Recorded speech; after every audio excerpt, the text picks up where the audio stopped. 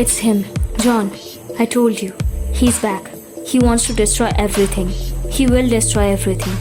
I need to fix it. I need to fix it all. Dear members of the Fandom Family, welcome to the madness of Fandomverse. Today's story is You Are Me, co-written by Ananya Hajra with yours truly, Sudeshna Ghosh. Hope you all like it. Let's dive in. The melody which came out of Sherlock's violin choked John in such a way that he broke out of his dream, finding himself not on his wedding day swinging Mary in his arms, but holding Sherlock's hand, who was lying unconscious on the hospital bed, looking so pale and detached from life that John's heart could not take it anymore. He got up from his chair and walked out of the room and did not look back for once. When he came back home, he rushed to the loo to wash his face, only to find a helpless face staring right back at him from the mirror. The earlier melody from Sherlock's violin filled the loo or everywhere John went since that day. Funny how in the back of John's head it is not as beautiful as he remembered feeling hearing the composition for the first time, or while rehearsing on it for the 100th time, or even on his wedding day while dancing with his wife, liking it so much that he personally visited afterwards to compliment Sherlock about how extraordinary it sounded. Now it has changed somehow. The dream he had a week before changed a lot of things, one of which is John not finding the courage to face Sherlock even though the man is barely conscious. So John got himself busy with work and the domesticity of his newly married life. Nightmares show no mercy, not the reality, not even the doorbell, which had rang thrice since John managed to open his eyes. How many times before that? He bears no knowledge. Mary was sleeping with her headphones on. Her arm was lying on John's chest. He had to carefully move her to get out of the bed. Maybe even bring a good morning smile on his face if she wakes up during the process. Probably the Johnson kids. They have developed quite a fascination for our doorbell, Mary whispers. You awake? John nearly jumps out of the bed as if she had caught him texting an ex or cheating on her. Maybe he was just afraid of her reading his thoughts. Clearly, you kept on repeating Sherlock's name like a mantra all night. Had to leave the room so that you can dream about your helpmate without any disturbance. Made 3 batches of cookies of the flavor of his likings, in case he would like to take them instead of a wedding band, When Mary realizes that John is not breathing, she lightens the mood with a, I'm kidding, John, and you should go and pay him a visit. I'll get the damn door. John somehow managed to get those words out of his mouth. He finds it empty outside, except for a very posh-looking envelope lying in front of the doorways, burnt maple leaves and written on it 2 sentences. Dear old doctor, be at Bricklin. Do not rush. It's about to rain. John to earth, Mary teases, trying to bring her husband's attention from the not-so-mysterious envelope to herself. Someone wants you to be at Bricklin, quite urgently it seems. Probably just Mycroft, maple leaves and shit. Either you are a sociopath or a drama queen, and sometimes both. Can't call like a normal person on my phone. The Holmes brothers and their world is a stage syndrome. It does not take John long enough to get a cab and reach the location. He had been here several times, some of which definitely involved Sherlock. One of the very first cases Sherlock had allowed John to accompany him with took place somewhere near this very bench. 3 murder victims with absent hearts. Not werewolves, just an illegitimate ritual or something like that. Took Sherlock no time to find out about the criminals. Afterwards, they had ice lollies sitting right under the maple tree. They had both adored it, and Sherlock had a whole origin story for the tree, and that's why John knew exactly where the maple leaves had come from. Sitting right under the tree is Sherlock Holmes, the man John had last seen or left on a hospital bed alone, who is now staring right at him, although John was on the other side of the road or had not made a single noise to attract his attention. From that distance, John sees the smile on Sherlock's face. What happened? John does not know. But second before he could cross the road, something happened, and John must have hit his head somewhere because he was lying on the ground bleeding from a crack on his temple, his legs crushed under the debris of the nearby construction, and his ears ringing from the earlier noise of explosion. The explosion! Sherlock! Sherlock. He looks towards the direction of the maple tree, and just like the violin of his dreams, the adoration for this tree goes away in a second when he sees the sight of it crushing the man he... Sherlock! He fights and fights to pull his legs out, but fails. Just hold on, he whispers, and sees Sherlock mothering from so far. You too. It starts to rain. They wait for help, looking out for one another, although they were far away from each other, both physically and there were not any major injuries in regards of Sherlock and John, although a lot of fatalities overall.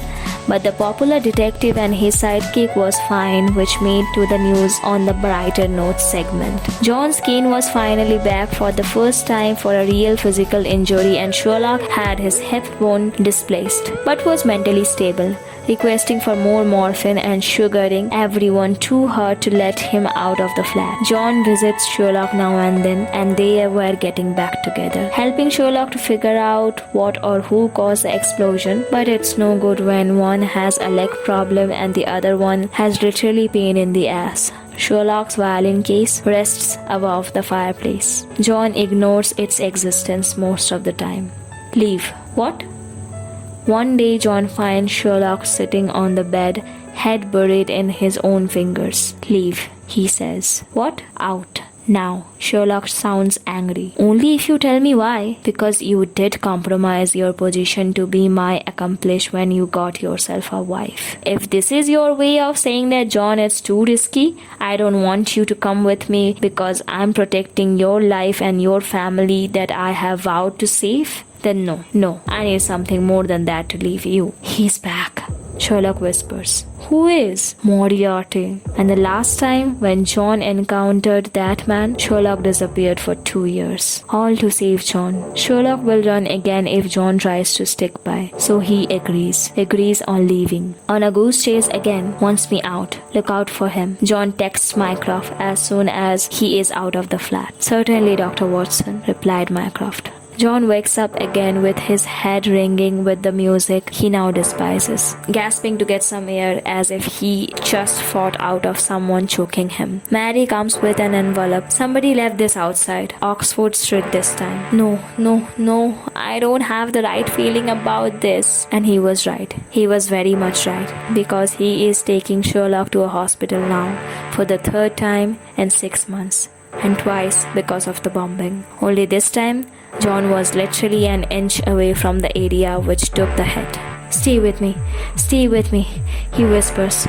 Just a couple of minutes ago, he was literally running down to Oxford Street to find Sherlock because he expected something to go wrong. And now, it's all true. And Sherlock is bleeding to death on his arms. No, not dying today. Fight for it, Sherlock. Fight for Sherlock. Sherlock has been in surgery room for about an hour and no one has responded to their queries. Almost 6 months ago, John got a call from Mycroft getting news about Sherlock's drug overdose, and nothing has changed since. They all are sitting here praying for Sherlock to make it back. A pang of guilt hits John when he remembers for the 100th times that he was hiding from the world when he should have helped Sherlock with Sherlock's detoxification, should have made contact, made Sherlock feel at home. Instead, it was Sherlock who recovered on his own and contacted John first. The burnt lips. Was not it you? It was the very first thing that came out of John's mouth in place of all the many things he wanted and did not want to say to Sherlock. When the detective finally regained his sense the next day, what is not? Sherlock replies weakly. Was not it you sending me the burnt leaves? Leaves? How did you know I was going to come? I did not. I was surprised to see you myself. How did you know where to find me? I got the letters from where you might be. I thought it would be you contacting me. But if it was not you, it was him, John. I told you. He is back. He wants to destroy it. He will destroy it. He will destroy everything. I need to fix it. I will fix it. I will fix it all. No, look at me. He is not back. Jim Moriarty is dead. And I know you are somehow terrified, but he is dead and not coming back. It's someone else. Your brother is moving heaven and earth to find the man behind it, and he is very close to a theory. So please let us help you. 3 weeks later, Sherlock was released and was brought back to Baker Street. Thanks for everything, John. You have been too kind, Sherlock speaks as John carefully puts a blanket over Sherlock. Yeah, no worries. Did not do it for your thanks. T? There's a bomber on loose, John. The Yard has failed to catch him. I have been there at the epic center of everything, of every bombing site in London in the past 4 months. You got encrypted message beforehand. Agree or not, it's 100% related to me. And the bomber won't show himself if I am not back on the ground. So not tea then. How about some fruits? I'm sure your fridge is already loaded up with all the nutrients that London could possibly cultivate. John, I'm serious. And I am too, he snaps. Listen, you want to chase a bomber? Fine, I won't stop you. Because it's what you do. But if everything you say has this one request for me to leaving you, it's not happening. You don't understand, John. If it is what I think it is, you are in danger. So are you. And if you think it's only your responsibility to protect me and not the other way around, you are highly mistaken. It goes both ways. And I will do everything that's possible for me to help, even if that means taking you to the facility or some more. What? Nothing. It's nothing. Why would you say that? Because you are a nutcase. And now I'm going to make both of us some tea. You will drink it and sleep. Clear? Sherlock does not nod. John walks out of the room, prepares tea. Do what you need to do. He hits send to an already typed out message. 3 days ago, John woke up to the sound of the television. He sees Sherlock awake in control of the remote, taking his pills as a nurse hands it to him. They are cutting it. He manages to say, even with the mouthful of water, "Careful," John instructs. Cutting what? Remember when we visited Japan? We had a picnic, sort of, the cherry blossom tree we were sitting under. Yeah, it was beautiful. They are cutting it. Okay, how do you know that? I called. I was actually planning to take you there as a thank you for taking time out for me and being here for me, although you know, I'm married. I told you before that it does not change anything. Of course, we can still make a trip to Japan when you are all good. What's the use? The cherry blossom is already getting destroyed. Sherlock turns the volume up. I'm sure there are many others. John stops mid-sentence. Yes, there used to be this ice cream truck on Oxford Street, where we would occasionally stop for your 7% solution. Sherlock's eyes shone. You remember? The truck. They mostly used to stand under the mimosa. Yeah, decent spot. Was the truck there at the time of the explosion? I don't remember, but I hope not. Although it was Sunday, almost 11 a.m., the exact time he would open the shop. Mrs. Hudson shows up with flowers and fruits. How long are they going to keep my boy here? He will be out soon, Mrs. Hudson. I have to go to the chamber today. See you in the evening, Sherlock. Behave. And John leaves the room. When he finally gets a seat on the back way home, he takes out his phone and scuffs through the image gallery to find the pictures of the burnt leaves and coded messages that he had taken before handing them over as evidence to Mycroft. The second burnt leaf, and there was the message. Come, old doctor at Oxford Street. The weather is very cold and it smells so sweet. It was from a mimosa tree, and now he knows which tree exactly it was from. Now Sherlock has been interested in trees and bees, but John was only walking around London to keep his friend in check. He had no time for tree watching when he was in a full-time business of looking out for the mad genius. So the mimosa tree did not instantly occur to him, just as he had forgotten about the specific cherry blossom tree that Sherlock was talking about. Not just talking, he actually made a call with the intention of booking the same spot where John and Sherlock had been for a picnic, which lasted not even 10 minutes. Take John to Japan. He would not even know where to find the tree which apparently is getting destroyed. No, not just destroyed. What did he use? The cherry blossom is already destroyed. Already? Sounds more likely that the cherry blossom was about to get destroyed. Not just now. Not when Sherlock and John were not. How long have you known? He dials and confronts Mycroft. Got the security footage. Mycroft replies with a sigh. Why? Why would he do that? And why did not you tell me before? Because Sherlock reads you like a book. And if you had known, you would have been risked his recovery and the other necessary actions that are required to be taken to make things right. Necessary actions? You are going to put him behind bars? I assure you, Mycroft, Sherlock is not doing this intentionally. He is ill. London jails cannot contain Sherlock's genius. And even though my brother is guilty, I won't let anyone take him to prison. I have arranged a place for him in a secure facility. He will be there till he regains his mental balance. How did things get this worse? Isn't it quite simple to understand what triggered it? I'm sure you already know or capable enough of doing the math by yourself, John. I know it was not done in cold blood. He lost control over his memory technique and let the devil out. Now James Moriarty is in control and we are going to have to keep my brother away from everyone till we heal him back. You had shared your concern once that I might be the breaking of your brother. I guess you were right all along. Half-truth. Well, when he gets back home, I will do my best to make it easier for you to take him to the facility without facing any resistance. Much appreciated, Dr. Watson.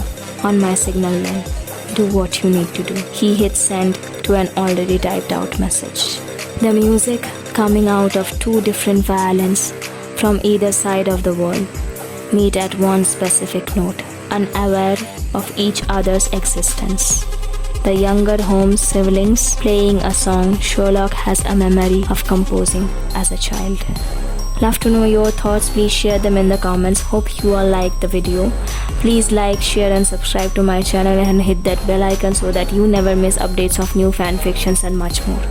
You can also suggest and share links to your writings in the comment section for me to share them with our fandom family in my future videos. Soon we will dive into the Fandom-verse again. Until then, stay Sherlocked and enjoy the madness of Fandomverse.